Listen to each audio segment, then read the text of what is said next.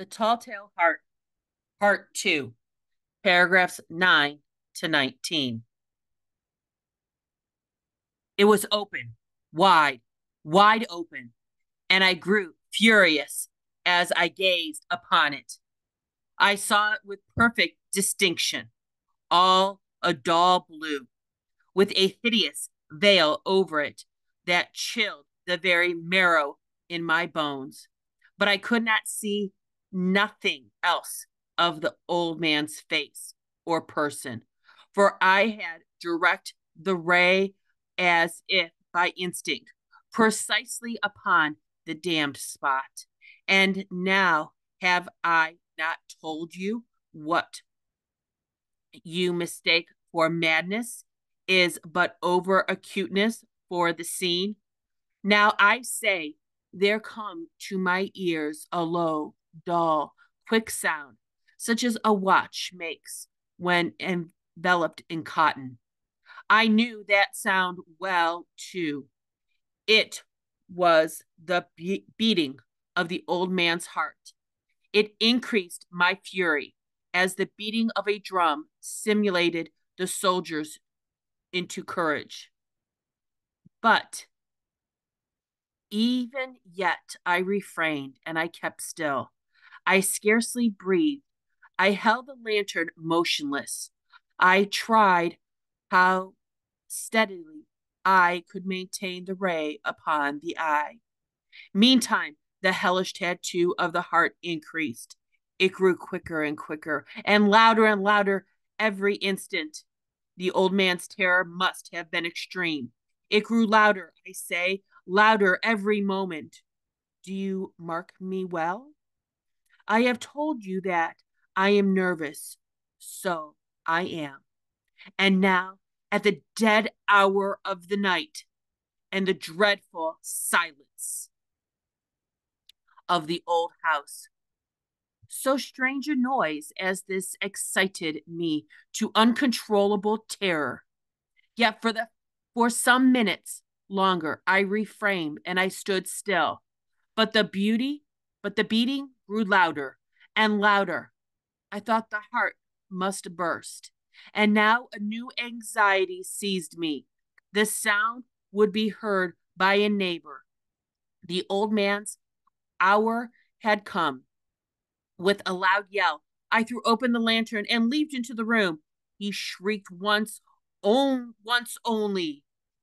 In an instinct, I dragged him to the floor and pulled the heavy bed over him, and then smiled gaily to find the deed so far done.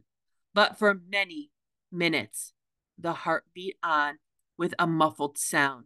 This, however, did not vex me. It would not be heard through the wall. At length it ceased. The old man was dead. I removed the bed and examined the corpse.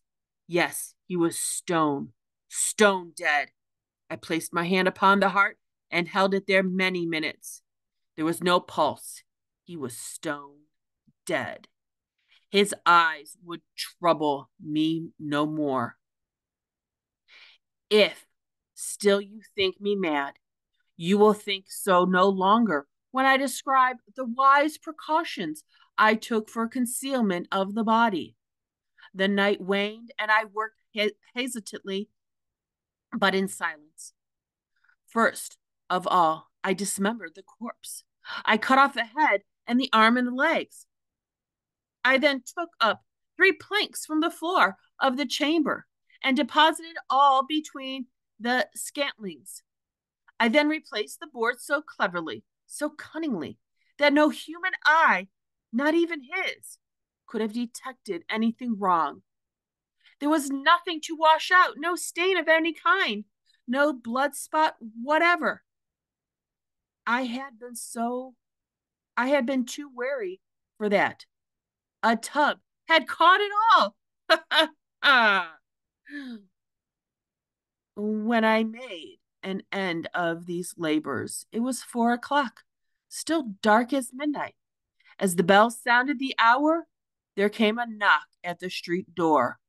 I went down to open it with a light heart, For what had I now to fear? There entered 3 men who introduced themselves with perfect severity as officers of the police. A shriek had been heard by a neighbor during the night. Suspicious of foul play had been aroused. Information had been logged at the police office, and they, the officers, had been deputed to search the premises. I smiled, for what had I to fear? I bade the gentleman welcome. The shriek, I said, was my own in a dream. The old man I mentioned was absent in the country. I took my visitors all over the house. I bade them search well. I led them at length to his chamber. I showed them his treasure, secure, undisturbed. In the enthusiasm of my confidence, I brought chairs into the room and desired them here to rest their fatigues, while I myself, in the wild audacity of my perfect triumph, placed my own seat upon the very spot beneath which reposed the corpse of the victim. The officers were satisfied. My manner had convinced them. I was singularly at ease. They sat, and while I answered cheerily, they chatted of familiar things. But ere long, I felt myself getting pale and wished them gone. My head ached, and I fancied a ring in my ears. But still they sat and still chattered. The ringing became more distinct. It continued and became more distinct. I talked more freely to get rid of the feeling, but it continued and gained deafness until at length I found that the noise was not within my ears.